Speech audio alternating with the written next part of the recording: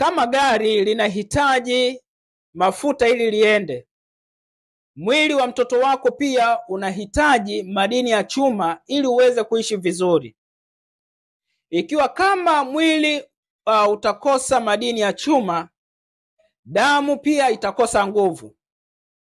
Upungufu wa madini ya chuma ni hali ambayo inatokea pale mwili unapokosa madini ya chuma ya kutosha, hali ambayo inaweza kupelekea mtoto wako akapata changamoto ya ugonjwa wa anemia au upungufu wa damu. Katika mwili wa binadamu, madini ya chuma yanasaidia katika uzalishwaji na utengenezwaji wa hemoglobin. Hemoglobin ni sehemu ya seli nyekundu za damu ambazo zinabeba oksijeni katika mwili wa binadamu.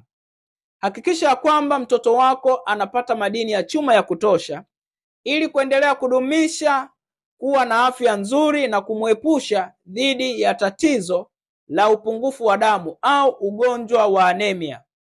Kumbuka ya kwamba mtoto mwenye afya ni ushindi wa familia. Mtunze leo, akutunze kesho.